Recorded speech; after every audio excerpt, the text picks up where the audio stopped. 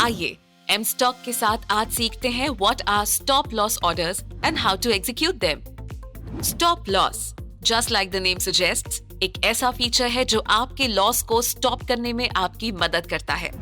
ये फीचर आप buying and selling दोनों ऑर्डर टाइप्स के लिए यूज कर सकते हैं। आइए इस फीचर को एक एग्जाम्पल के साथ समझते हैं। पहले देखते हैं एक बाय ऑर्डर। एम स्टॉक पर लॉगिन करके अपने मन चाहे स्टॉक को यहाँ सर्च कीजिए। उदाहरण के तौर पर मान लेते हैं कि हमें अभी एक आईटीसी का स्टॉक खरीदना है, तो आईटीसी का करंट स्टॉक प्राइस है 424.45 पर। यहाँ बाय पर क्लिक करें।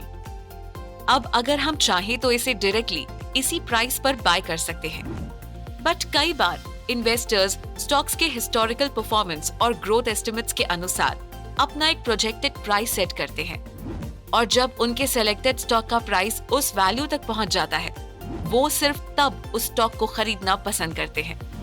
अब देखते हैं कि हम आईटीसी का ये buy order stop loss feature के साथ कैसे प्लेस कर सकते हैं। तो वापस आईटीसी स्टॉक पेज पे बाय पर क्लिक करें।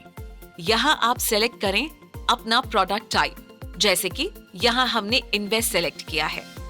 अब क्वांटिटी और बाय प्राइस एंटर करें। फिर आप ट्रिगर प्राइस एंटर करें। ट्रिगर प्राइस यानी आपके expected price of the stock से ऊपर का कोई वैल्यू। ध्यान रहे कि ट्रिगर प्राइस इस स्टॉक की एलटीपी यानी लास्ट ट्रेडेड प्राइस से कम नहीं हो सकती। ये भी ध्यान रखें कि ट्रिगर प्राइस आपके बाय प्राइस से कम होनी चाहिए। फिर आप ऑर्डर प्लेस करें। अब जैसे ही आईटीसी की मार्केट प्राइस आपके ट्रिगर प्राइस पर पहुंचती है, आपका ऑर्डर एक्टिवेट हो जाता है और आपका order trigger price and buy price की रेंज के अंदर एग्जीक्यूट हो जाएगा। आगे देखते हैं कि सेल ऑर्डर के लिए आप एम स्टॉक पर स्टॉप लॉस कैसे यूज कर सकते हैं।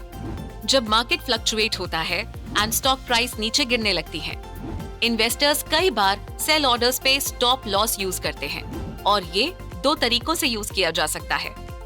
पहला तरीका वो है जब इन्वेस्टर्स पार्शियल बुकिंग के लिए स्टॉप लॉस यूज करते हैं, जहां stop loss limit price buying price से ज्यादा होता है।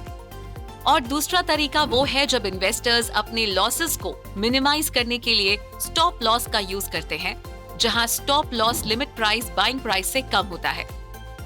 अब सबसे पहले अपने होल्डिंग्स देखने के लिए पोर्टफोलियो और फिर इक्विटी पर क्लिक करें।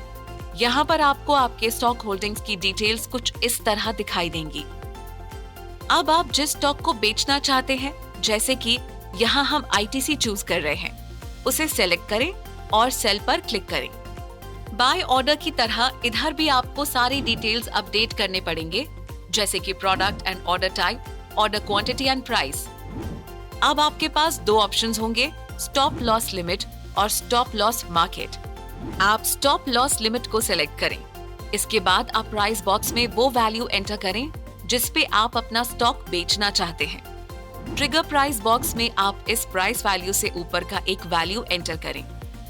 जैसे ही ये स्टॉक प्राइस आपको दिए हुए ट्रिगर प्राइस को हिट करेगा, आपका ऑर्डर एक्टिवेट हो जाएगा और आपका सेल ऑर्डर दिए हुए स्टॉप लॉस वैल्यू पर एग्जीक्यूट हो जाएगा।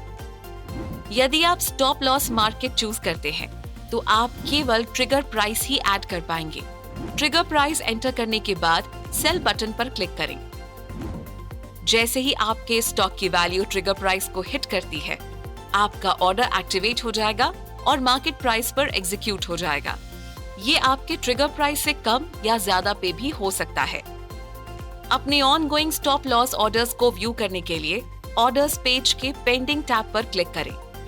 यहाँ आप स्टॉक नेम पर क्लिक करके उस स्टॉप लॉस ऑर्डर को कैंसिल या मॉडिफाई भी कर सकते हैं। है ना एकदम सिंपल। आज ही डाउनलोड करें और लॉग इन करें। Investments in securities markets are subject to market risks. Read all the related documents carefully before investing.